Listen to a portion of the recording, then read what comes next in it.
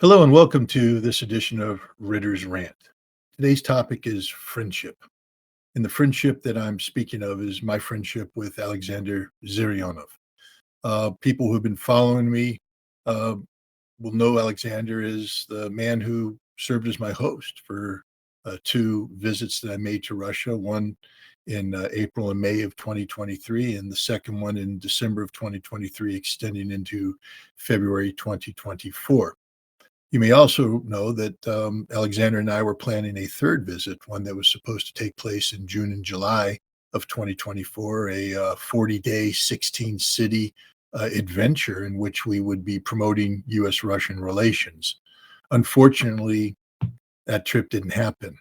Alexander Zyryanov was arrested by Russian authorities on the day that I was supposed to arrive in Russia, and I was pulled out of the line of the aircraft that I was supposed to board at JFK Airport by customs officials and had my passport seized.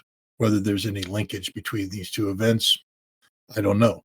But what I do know is that I don't have my passport today, and Alexander Zyryanov is still in custody. Now, I've held my tongue about this issue for some time now, out of uh, concern not to be seen as interfering in Alexander's legal issues. But today is the first day of his trial.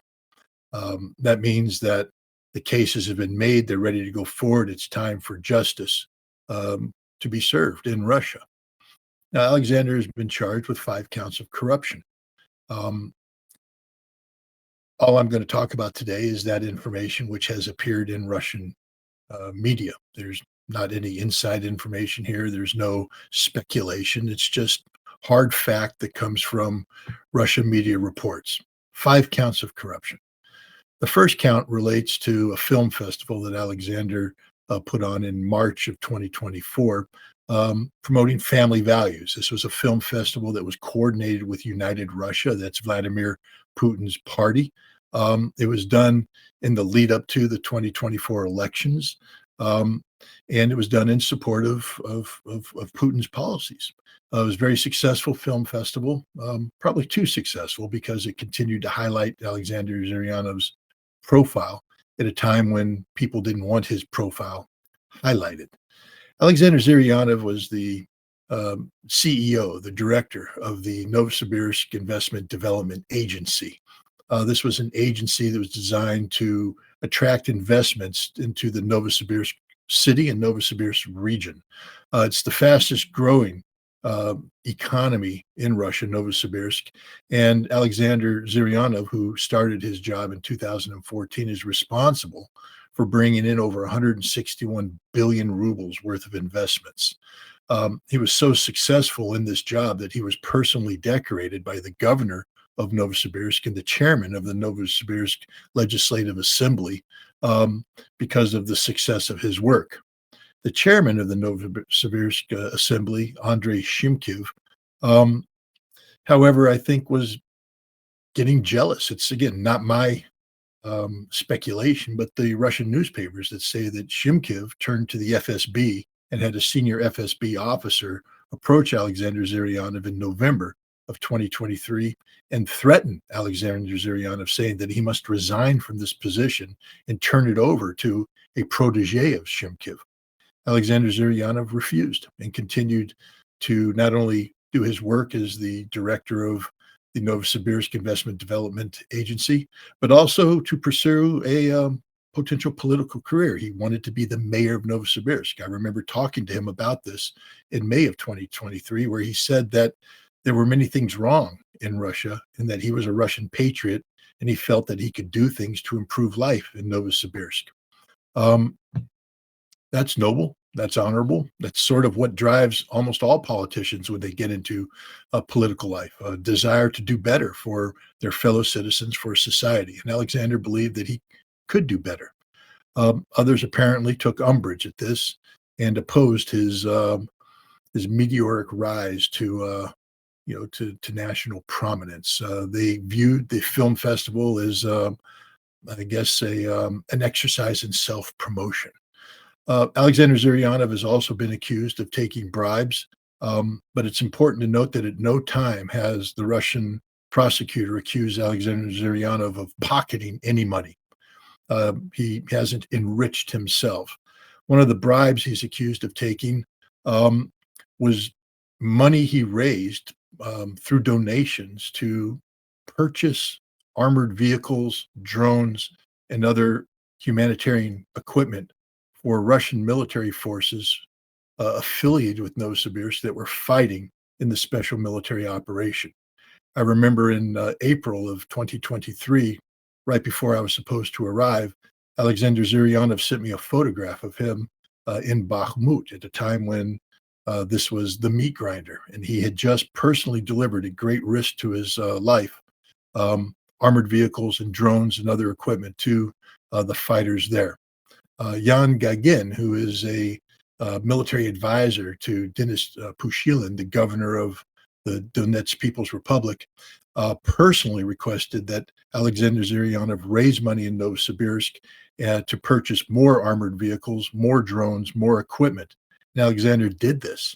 He flew to Kaliningrad, where he bought the armored vehicles. He refurbished these vehicles and then personally delivered them to Yan Gagin and to others, including Abdi Aludanov, the famous Russian Chechen general who commands the Akhmat Special Forces. Some of the equipment that Alexander Zyryanov brought to the special military operation was delivered in person to Abdi Aludanov. And again, this is done at great risk to Alexander's life. Indeed, after Alexander was arrested, there was still equipment left to be delivered. So Yan Gagin, together with Denise, a friend and a colleague of Alexander Zyryanov, were finishing these deliveries when they were attacked by a Ukrainian drone. It destroyed their vehicles and put both men in the hospital with serious wounds. So we're not talking about, simple desk-bound self-promotion. This is work that required great sacrifice and potential death. And yet Alexander Zyryanov is charged with promoting himself by engaging in these patriotic duties. Vladimir Putin just met with members of the Patriotic Front.